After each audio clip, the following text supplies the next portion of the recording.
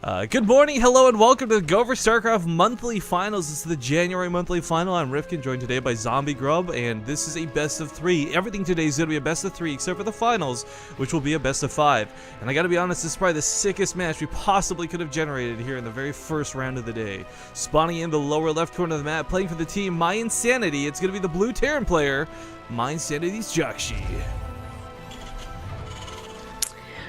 And in the lower right, as the red Zerg, it is Liquid Snute, now sponsored by HyperX. As if that isn't clear enough. Yeah. Yo, I gotta give it, just side note before we actually talk about the games, like, I'm loving all the weird video stuff that combination Team Liquid and other people have been putting out lately, but mostly Team Liquid. Like, TLO and Rhett doing that headphone advertisement thing. At first it started off pretty lame, and then it was like, I don't know, I couldn't help but I loved the video. I watched it probably like 12 times over.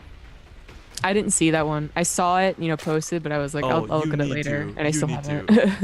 Like, it wasn't, like, it's short, but it's like really, really sweet the way they did it. But, here, this is probably not the best case scenario for Snute getting horizontal spawns right off the bat, but at least he'll scout this right away. Yeah, he's got that going for him. Looks like Jjakji is going to go for 14cc, so it'll be nice to know that he doesn't have to worry about a Reaper.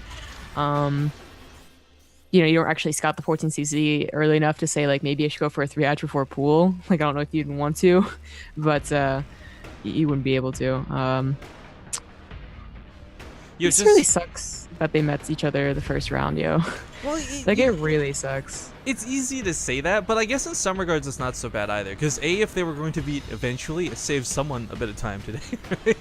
Like, they don't have to go through like 2.5 rounds to get to Jjakji eventually. The other thing though is it's not like they're going to be playing any better or worse because it's the first round. I mean, we can really over-evaluate this, but like, I think the bottom line is, like, we're going to get good games out of these two regardless. It's worth noting too, if you guys didn't catch it yesterday, Snute ended up winning yesterday's yesterday's GO4SC2 Cup, beating out Todd and Grubby and many others, and of course Jjakji played yesterday but didn't get too far himself. I was mentioning to Zombie Grub a little bit before the cast about how he had accidentally messed up the very first game of the day. He forgot Stim. I mean, this is a player who has won every single IEM qualifier. He won the EES for his team. He's been untouchable almost, but can still make the simplest of mistakes. So I don't know, anything could really happen here today. That sounds like a really blanket statement, but only because that happened just yesterday do I feel comfortable saying anything can happen today. Well, Jjakji actually goes ahead and scouts with an SCV. Of course, it's not going to get that Reaper, so you want to know what they're getting, and it's going to be a gasless opener for Snute. I guess you're all right on points of, like, why it isn't that bad that they're facing each other now. It's just like eating your dessert first, though. I think that's the best way I think you can put it. Well, for us, it's definitely what this is. Jjakji and Snute, probably two of my more favorite players. They got a lot of friendly faces here in the brackets, and some people I do have a lot of faith in, but these are probably my favorite players. Look at the bracket, just like one of these two will probably take it. Yeah. Plus, like, man, if it's like, I really like Snute, right? But I want a Terran to go through just so we can cast Terran a little more. But, if Jjakji loses, then obviously that's half our chance right there. Yeah, there's only two Terrans in the brackets today. Actually, like last night before we went to bed, before the brackets and such got finalized, guys, there were actually no Terrans invited. Yeah. Now it's Dystar and Jjakji, but of course we're not going to cast only Terrans today. Obviously we'd love to if we could get away with it, but you guys in chat, let us know who you want us to see. If you want to see some more Kensho, if you want to see some Protoss or something, you let us know so we can make sure to cover the brackets in a way you want to see. But I've never seen someone go out of their way to Engineering Bay block a third, but I guess this will work.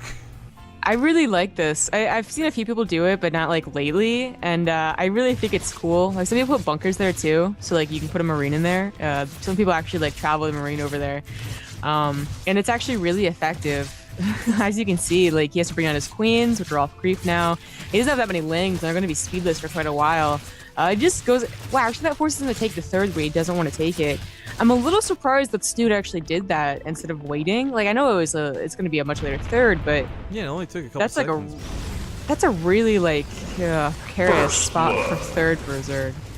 For those who are maybe newer to Starcraft 2, or maybe you've not seen this map before, or whatever, like, the reason this is we talked about horizontal spawns, and a big part of why this third isn't any fun to deal with. Like, even if this wasn't for horizontal spawns, this cliff provides a lot of problems, where it's very easy to drop, like, a set of Marines, or even walk some Marines over here, shoot down from above, have the Zerglings trying to run all the way around to get you, then pick up and just drop in the mineral line, and just keep jumping back and forth, and it's not the easiest thing to clean up or deal with. Snute is actually going to manage to step past this queen, which was not there, or not Snute, sorry, Jjakji. So he's going to pull some drones into this. This is actually a really tough decision to have to make, whether you pull drones or whether you try and run drones away. He does manage to get us around on 2 of the Hellions. They'll limit the damage that gets done here, but 6 workers killed for a small dive like that? Not the worst thing in the world, but could have perhaps gone a little bit better for Jjakji. Yeah. I'm surprised that he did dive with the 4 Hellions. Now he has 2 that are gonna kind of be useless. I don't want to say useless because there's no speed, so they can actually do a lot of stuff, as they won't ever be caught. But, you know, Apocalypse was someone that I noticed always, he would, like, if he wants to dive, he'll actually, like, choose to go for only 4 Hellions, you know, not get the additional 2, because he literally just wants to try and dive in and kill those Hellions. Jjakji did get those other 2, though. A big problem in doing that, though, is, like, you give up essentially map control. Like, without 4-6 Hellions, you're not going to be poking at queens, you're not going to be taking down creep tumors. Yeah. Oh, that is the thing they gave up for those few drones. I'm not sure if it's worth it or not, but hey, Jjakji thought it was. 3rd is already done. It's actually already going ahead and lifting over. The starport actually isn't done. Whoa, this is a weird wall Jjakji's putting up here. I think he's gonna make that connect to the ramp. That is weird. Okay, he just puts a bunker over there. I was like, it's well, no, I'm talking about this, like, these extra 2 depots coming Yeah, in. I know. mean, this is. I guess this will cut off run buys to an extent to make it so he can focus all of his energy around the ramp. But I mean, supply depot walls are like deterrents. They're not going to stop a Zerg player. If you're coming across the map with 40 Zerglings and like 40 roaches, you're going to go through supply depots. It's not going to matter. but it's interesting, and he stops too. Like, he doesn't even like continue completing it. I've seen a few Terrans do this, where I actually put like 1 or 2 on the side of the ramp, so it just takes a little bit longer for the Lings to get around into your base. But this, actually, he puts 3 more down. Oh, he's so not gonna it is going to be a full wall off. No, he's not. And the wall's not going to help him at all. He's actually just going to lose. Oh no, he's walking right by it. The Marines are moving out, only coming around perhaps a little bit too late to come back home. Depots are down, and the bunker, well, it's not actually getting focused. You just walk past this if you wanted to. Now he's going to have to deal with the Marines. With the stimmed Bioforce, you can actually clean up roaches relatively easily, but I think Snute probably could have just gone to the mineral lines, I think. Done a little bit more. This attack ends up doing not much in the end.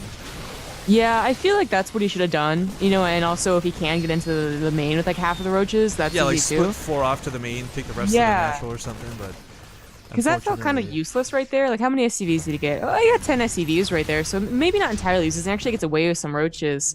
Not the most effective attack, but yeah, gets a little bit for it. Yeah, I'd say that's okay. And these roaches actually aren't even important. He's not going for like Roach Hydra. Those are actually just for that little aggressive poke. And it's like, oh, hey, they actually survived. Like, great. Now they're gonna be able to help out later. Because of course he is going for Bling Muta, the very stereotypical composition. And actually forgot his +2 melee. Well, hopefully he starts that soon.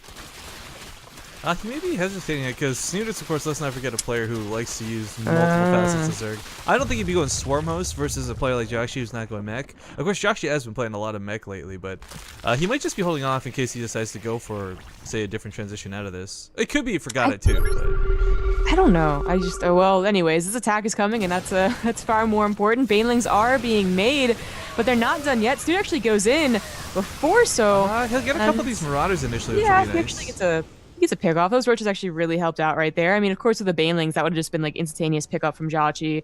And maybe Snute saves a few Lings, but that was pretty good. He's on 4 bases. He's actually had a pretty healthy drone cut with 10 more on the way. We're gonna up to a total of 85, and his mutas will be coming out shortly. I guess like once he has enough larva. Okay, 2 drops heading around to the north. We had a small attempt at a run by that wall being up. We'll drive this back. So I guess that came into effect this game, but the thing is, that's so weird, guys. The reason I'm trying to wrap my head around this is this wall serves the exact same purpose that this wall serves over here, like the one at the natural. So it's just, I don't know. It's an interesting wall.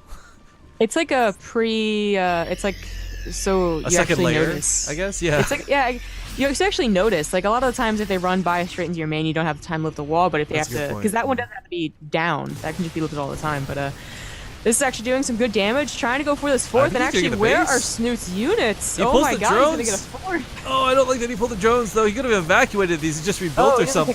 Pick up. Oh, okay, that was a mistake from Jjakji, though. I mean, actually, there's so much action. He's He's dropping attacking the 3rd and the main.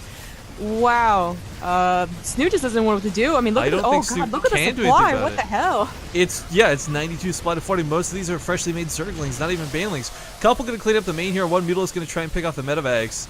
But yeah, that's just too much. Good game. Wow, Jjakji bringing it home with a very, very aggressive end to that game. That was just like, I don't know, man. Snute's, I'm feeling. That was kind of like Jjakji. You know when you like shake a bottle and then like you open it and just hell goes everywhere. Like, it's kind of like what just happened with like all these drops just coming out at the same time.